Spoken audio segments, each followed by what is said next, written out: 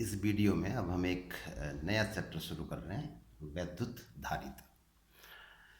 इसमें एक विशेष युक्ति के विषय में हम पढ़ेंगे, वैद्युत संधारित्र। तो वैद्युत संधारित्र के सिद्धांत को समझने के लिए हमें कुछ मूलभूत बातों का ज्ञान होना जरूरी है। तो उसकी पहले बात करते हैं। सबसे पहले वैद्युत चालक क्या होता है ये जानना बहुत ज़रूरी है। तो पहले भी हम बात कर चुके हैं कि जिन पदार्थों में मुक्त इलेक्ट्रॉन उपलब्ध होते हैं ऐसे पदार्थों को चालक कहा जाता है। तो थोड़ा सा अब ये भी समझ लेते हैं कि ये जो मुक्त इलेक्ट्रॉन होते हैं कैसे मुक्त होते हैं।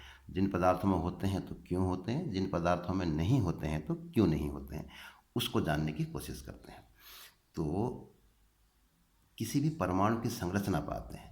परमाणु में क्या होता है, एक नाभिक होता है, धनावेशित नाभिक, और इसके बाहरी कक्षाओं में विभिन्न कक्षाओं में इलेक्ट्रॉन घूमते रहते हैं। हमने यहाँ पर केवल दो कक्षाएं दिखा रखी हैं ताकि हम जो जो चीज़ हम जानना चाह रहे हैं बस उससे हमें मतलब है। तो इन दो कक्षाओं में क्या है, अंदर की कक्षा में घूमते हुए इलेक्ट्रॉन की ऊर्जा कम है और बाहर की कक्षा में घूमते हुए इलेक्ट्रॉन की ऊर्जा अधिक है। तो कम ऊर्जा अधिक ऊर्जा इस वीडियो में हम जब समझने की कोशिश करेंगे तो इस पर भी हमको ध्यान देना होगा। अगर इलेक्ट्रॉन लाल रंग में है तो इसका मतलब वो अधिक ऊर्जा वाला है, और नीले रंग में है तो इसका मतलब वो कम ऊर्जा में। केवल ये समझने के लिए रंगों का उपयोग किया गया है। ऐसा नहीं है कि इलेक्ट्रॉन अलग अलग रंगों के होते हैं, सारे इलेक्ट्रॉन बिल्कुल एक जैसे होते हैं। तो केवल ऊर्जाओं के अंतर को समझने के लिए इस तरह से हमने यहाँ पे इसको डिफ्रेंशिएट कर रखा है। तो क्या है, किसी भी कक्षा में इलेक्ट्रॉन घूम रहा है, इसकी एक निश्चित ऊर्जा होती है। अगर इसकी ऊर्जा इससे कम ज़्यादा हो जाए तो फिर ये इलेक्ट्रॉन इस कक्षा में नहीं घूम सकता है। अगर लाल रंग के इलेक्ट्रॉन की ऊर्जा इतनी घट जाए किसी कारण से कि वो नीले के बराबर हो जाए तो फिर ये बाहर वाली कक्षा में नहीं घूम सकता है। नीले, जिस कक्षा में नीला इलेक्ट्रॉन घूम रहा है उसी में ये केवल अलाउ होगा इसका घूमना। ऐसे अगर नीले वाले इलेक्ट्रॉन को इतनी ऊर्जा मिल जाए कि वो लाल वाले के बराबर हो जाए तो फिर ये नीला वाला अंदर की कक्षा में नहीं घूम सकता है, इसको बाहर की कक्षा में जाना होगा। तो ये खास चीज़ होती है, किसी भी कक्षा में घूमते हुए इलेक्ट्रॉन की एक निश्चित ऊर्जा होती है। अब हम एक ऐसे इलेक्ट्रॉन की बात करते हैं जो सबसे बाहरी कक्षा में घूम रहा है। अब क्या होगा, जैसे इसको बाहर से ऊर्जा मिलेगी तो अगर बाहर से कक्षाएं उपलब्ध होती तो ठीक है, ये अंदर की कक्षा से बाहर की कक्षा में आ जाता और वहाँ घूमने लगता। लेकिन सबसे बाहर एक कक्षा के इलेक्ट्रॉन की बात कर रहे हैं, उससे बाहर फिर कोई दूसरी कक्षा नहीं है। तो इसको अगर इतनी ऊर्जा मिल जाए कि वो उस कक्षा से को छोड़कर बाहर जा सके, उस कक्षा में नहीं घूम सके, इतनी ऊर्जा मिल जाए उसको, अब तो अब क्या होगा, ये परमाणु को छोड़कर बाहर चला जाएगा, फ्री हो जाएगा। तो इसको अब कहा जाएगा मुक्त इलेक्ट्रॉन। तो यहाँ पे एक डेफिनेशन भी आती है समझने के लिए कि किसी भी परमाणु से किसी इलेक्ट्रॉन को बाहर निकालने के लिए जितनी न्यूनतम ऊर्जा की आवश्यकता होती है उसको बोलते हैं धातु, उस पदार्थ का कार्यफलन या वर्क फंक्शन उसको कहा जाता है। तो इस तथ्य को अब हम ऐसे समझेंगे कि किसी परमाणु में घूमते हुए इलेक्ट्रॉन को, किसी भी कक्षा में घूमते हुए इलेक्ट्रॉन को अगर उसके कार्यफलन से अधिक ऊर्जा प्राप्त हो जाती है तो वो परमाणु को छोड़कर मुक्त हो जाता है, और अगर उसको प्राप्त ऊर्जा कार्यफलन से कम है तो फिर ये परमाणु को छोड़कर नहीं जा सकता है। तो जैसे एक इलेक्ट्रॉन यहाँ पर सबसे बाहरी कक्षा में घूम रहा है, इसको अब अगर बाहर से ऊर्जा मिलेगी तो ये ऊर्जा अगर इसके कार्यफलन से अधिक है तो ये इस परमाणु को छोड़कर बाहर चला जाएगा, और ये परमाणु जो है अब धन आयन बन जाएगा क्योंकि इससे ऋण आवेश निकल गया। परमाणु सामान्य तौर पर उदासीन होता है, तो इस तरीके से धन आयन बन जाएगा और एक ऋण आवेशित इलेक्ट्रॉन उससे मुक्त हो जाएगा। तो इसको फ्री इलेक्ट्रॉन या मुक्त इलेक्ट्रॉन कहा जाता है। अब अगर अब हम ये समझते हैं कि कैसे पदार्थ चालक होते हैं और कैसे पदार्थ कुचालक होते हैं। एक सिंपल से एग्जांपल इसको हम एज्यूम कर लेते हैं। मान लो एक परमाणु है, उसका कार्यफलन मान लो 5 जूल है।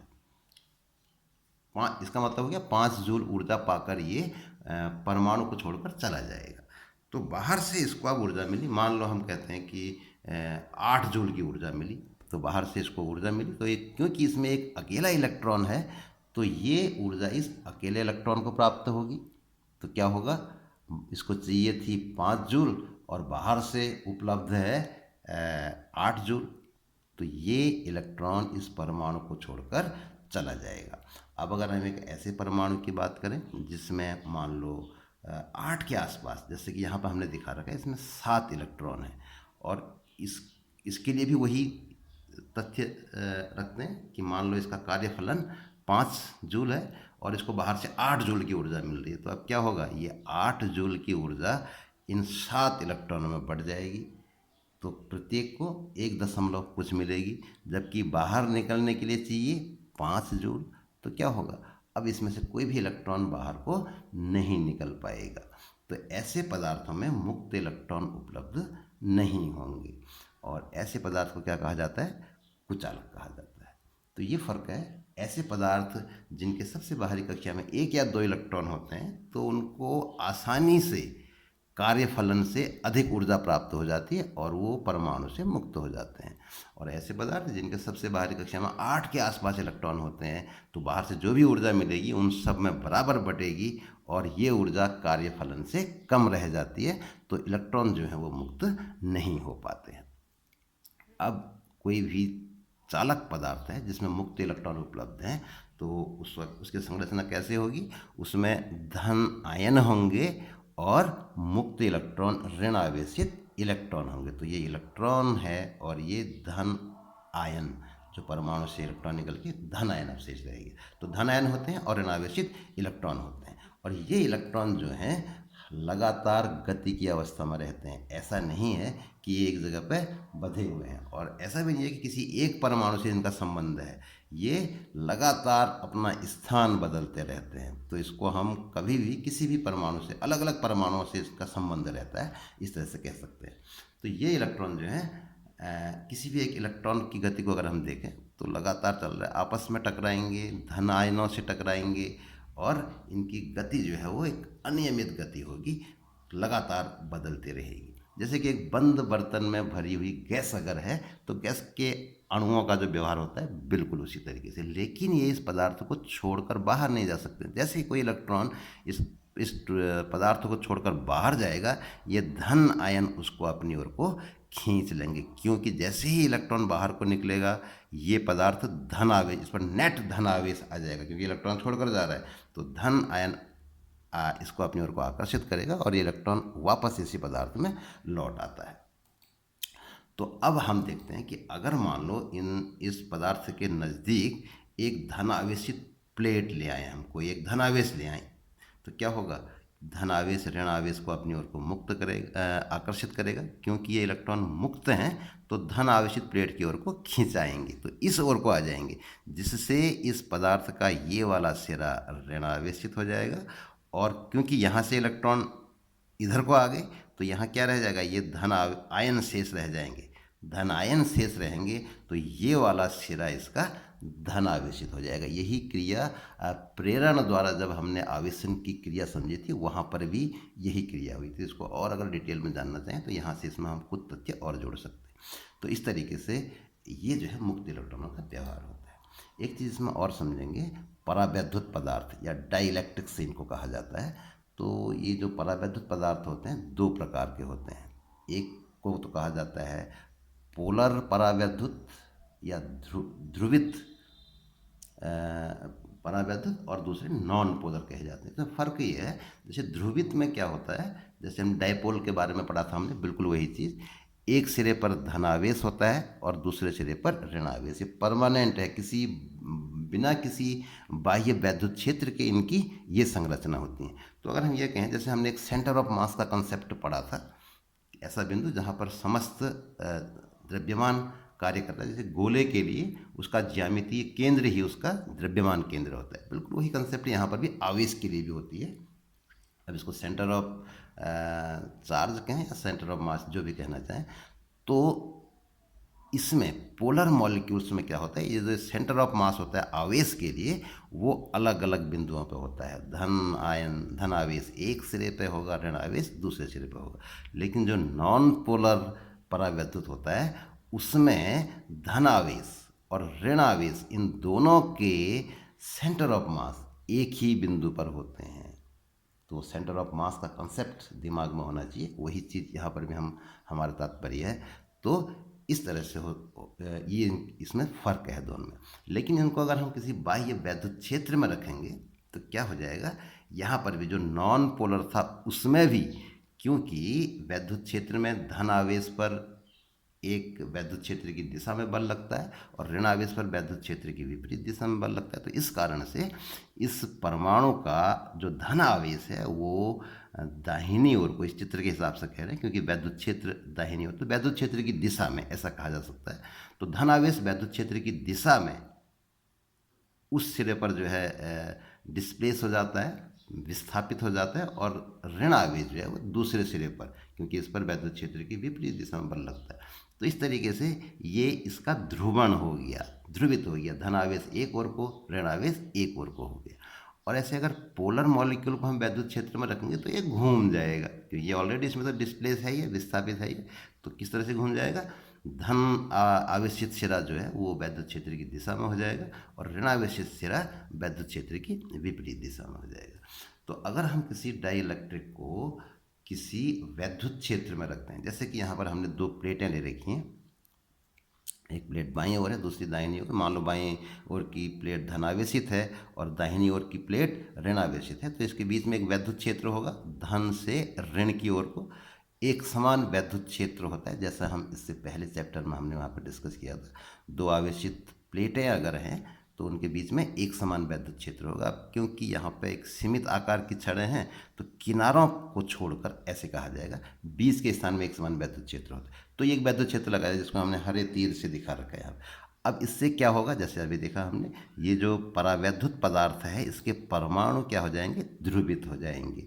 यानी कि धन आवेश वैद्युत क्षेत्र की दिशा में विस्थापित हो जाएगा और ऋण आवेश वैद्युत क्षेत्र की विपरीत दिशा में विक्षेपित हो जाएगा। तो इस समायोजन में अलाइनमेंट इनका हो जाएगा।